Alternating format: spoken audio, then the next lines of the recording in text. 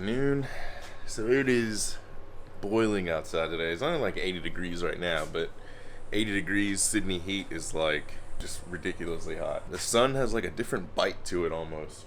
Anyway, wanted to do a little project for you guys, and I've been wanting to do this for a really long time, but I came across somebody selling something recently, kind of made this almost too good not to do. Just real quick, kind of show you. Don't mind the inside of my car right now because it's a complete mess. So these triple gauges, I basically want to remake them because the face has cracked.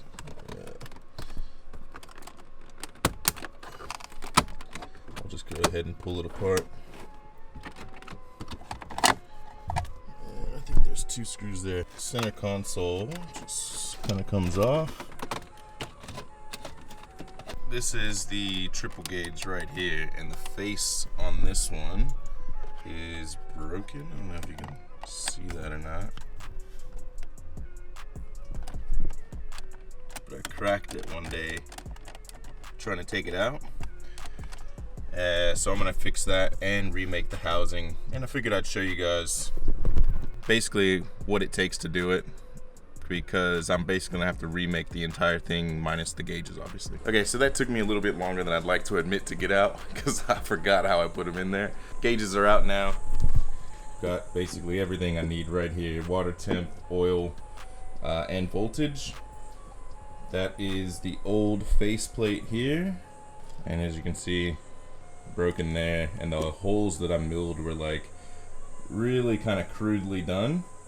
So we're gonna take the new stock faceplate and do kind of an overlay so that I can still get the holes kind of right. But I'll just trace out the gauges here because I just need this outer diameter, not the face gauge. This is the stock triple gauge here, and you got voltage, oil temp, and boost, none of which work for me anymore. And what I found was this blank. So one of the guys on the GTR pages was able to print me basically this rear holder as a blank, so that way I can take it and pop on the new gauge face, straight on, just like that.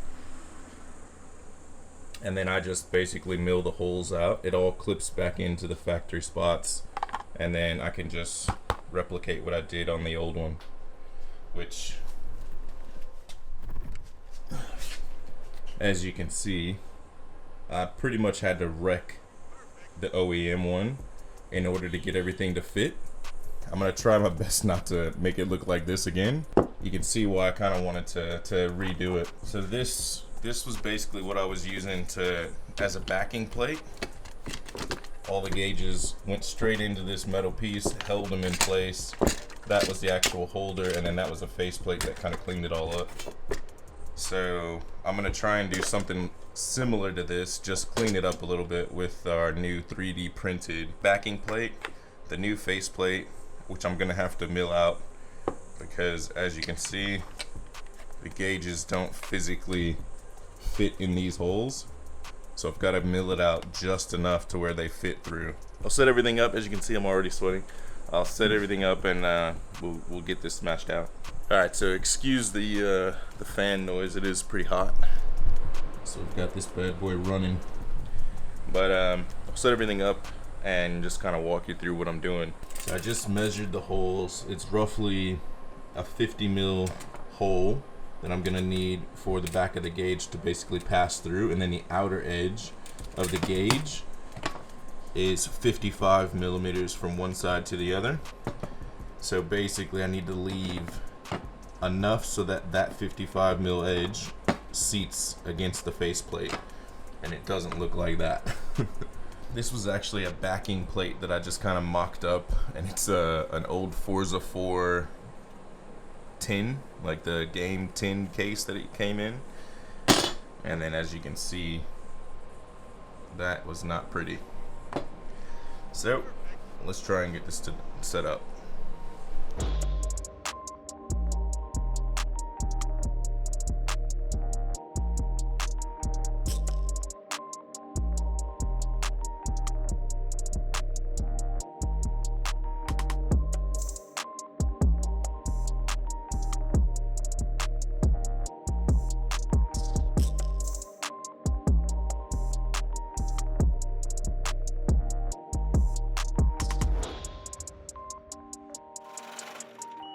Alright, so in typical fashion, I got pulled away, but I kept on working. This isn't finished, but I'll show you what I've got so far. This first one, this is basically what it looked like before. Obviously the gauges were in there, so you couldn't see just how terrible the holes were. But like I said, I broke it just here, uninstalling it one time. And oh, by the way, it is like pissing down rain, so I don't know if you can hear me or not, but just don't pay attention to the loud water droplets. And I'm gonna turn my fan back on. I basically just butchered this thing to get it to fit, and then I made the 3D printed version. So I'm gonna go back and hit this with a little bit of gloss, just because I don't want it to kind of stand out in the dash. So it'll kind of have that semi-gloss to it again. There you go, that's the actual gauge holder from the 3D printed material that I bought off the guy on Facebook. Yeah, that came up pretty good, I think. Sits flush, doesn't poke out. Now, originally I wanted to try and put it behind the glass like that, but I don't know if you can kind of gauge and see this. Yeah, those gauges, these are like 47 millimeter or 42 millimeter gauges. And these are 52 by the metal bezel. So I'd have to cut that bezel off and basically try and fit that tiny little gauge behind the glass right there. And yeah, I just wasn't comfortable cutting that much of it up. I think that'll be fine. We'll plug those in. I'll show you, it still works, it's fine. It'll be good. I'm just gonna hit it with some gloss, let it dry overnight, come back, we'll put it all back together, and I'll show you what I'm talking about. This is a project that I just have been putting off for so long. But I will come back and fix this. It's just the radio and the air conditioner basically. Anyway, so here's the 3D printed piece that I've milled out to fit the holes for the gauges. That just goes back inside. There you go. That just pops back in like that, and then it's secured in place with 2 screws. So that's the actual gauge holder, and it's just, you know, very loosely kind of tacked in there, so that way I can just stick the faceplate on. Because the way that I've kind of modified this to fit the bigger gauges, I can't put the faceplate plus the gauge holder plus the gauges in all at once. It kind of has to go in separately, so that way I can still take it all back apart. Because if I put it in as one piece and kind of fix it in place, I'll never be able to get it in and out, and I take my car apart too many times to have stuff that's just fixed in place. So I'm gonna go ahead and pop that faceplate on, which is here. There you go. That just fits over the top like that, and the trim will go around the outside. So now all I gotta do is just pop the gauges through. That is what it looks like all back together. As you can see, completely flush mounted, doesn't poke out or protrude like the original dash lines there, and it doesn't come past that at all. And the car doesn't have an engine at the moment, so it might have some weird readings on it, but they should still all work. What pumps do I not have activated?